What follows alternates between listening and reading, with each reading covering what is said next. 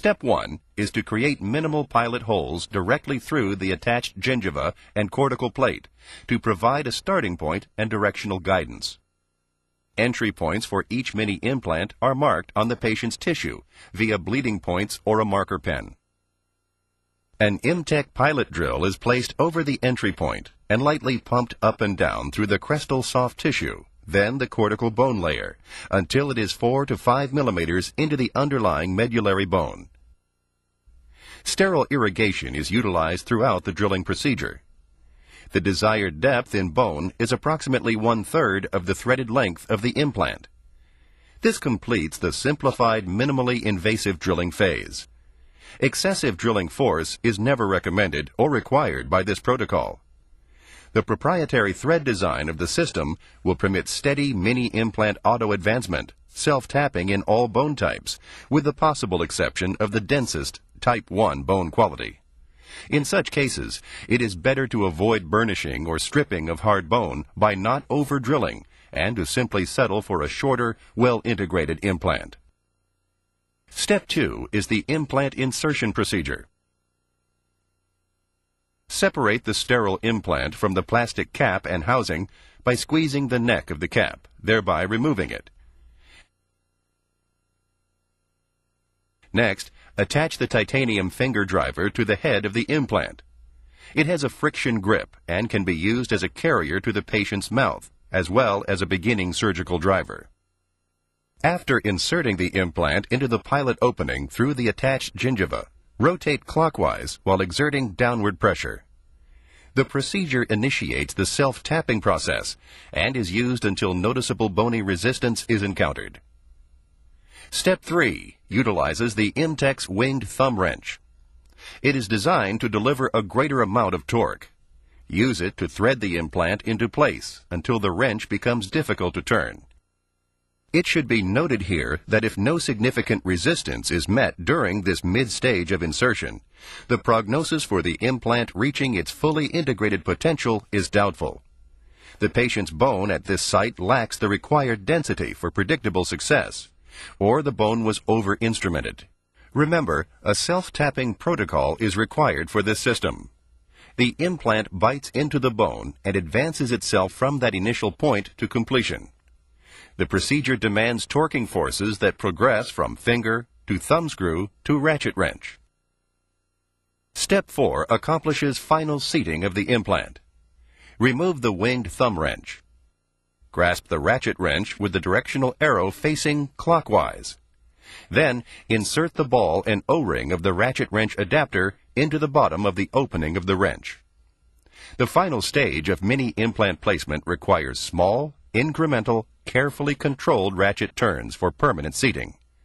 The ideal length allows the abutment head to protrude from the gingival soft tissue at its full length, but with no neck or thread portions visible. It is important to note that the unique proprietary thread design of Imtech's Sendax system will impart to the inserting procedure a proprioceptive finger sense that the mini implant is being virtually drawn into the bone as hand wrenches and ratchet are applied to auto-advance the implant to its fully seated final position. The implant can then be ratcheted until it demonstrates a rock-like integration, which will then allow it to be immediately loaded for function.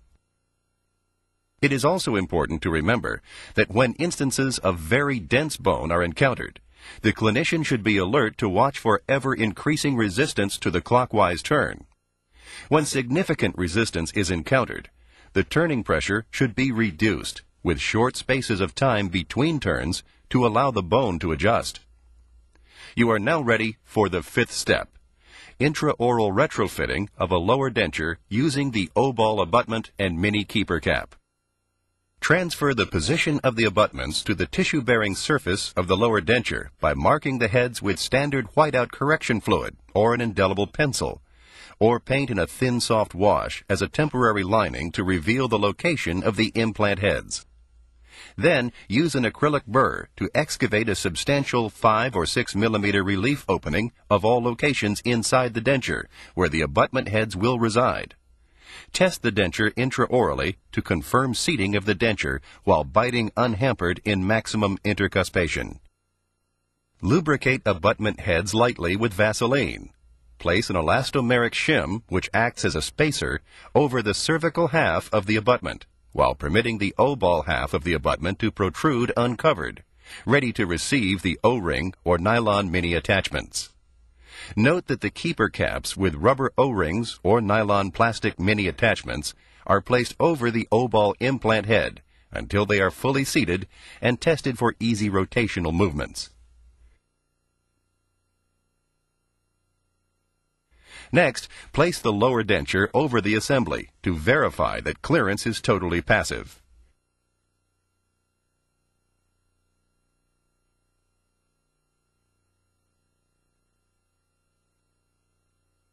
If used, remove, wash, then dry the lower denture and fill its holes with pink, fast-set, cold-cure acrylic resin mix. Allow it to slightly polymerize to avoid running. Elastomeric shims must be in place at this stage to avoid acrylic locking onto the base of the abutments. Place the denture over the attachments. Then have the patient close gently but not firmly into replicable centric occlusion and maintain a closed bite. Allow full curing to a hard set. Then remove, clean, trim flash, and fill in any acrylic voids that may exist around keeper caps. Next, observe and correct any dental instabilities that might exist by performing an immediate chairside reline, soft or hard. Remember, always use elastomeric shims over the base of the O-ball abutments when using hard acrylic reline material to avoid implant lock-ons. Finish the overdenture borders. Remove flash material, then polish to a high luster.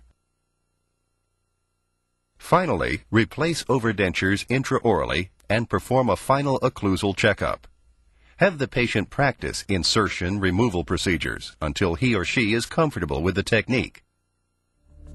Imtech Corporation's Sendax Mini Dental Implant System clearly represents an enormous breakthrough for your patients who might otherwise not be able to take advantage of recent advances in the field of implant dentistry. The system is available in standard and O-ball abutment head configurations. Both may be purchased in thread lengths of 13, 15, and 18 millimeters to accommodate varying bone heights. 2 Imtech Mini Implant Kits, one partial and one complete, round out the system and provide for all the surgical and prosthetic instrumentation necessary to add the system to your dental implant practice. You'll soon realize why clinicians around the world are rapidly gaining the appreciation and gratitude of their patients with this small wonder.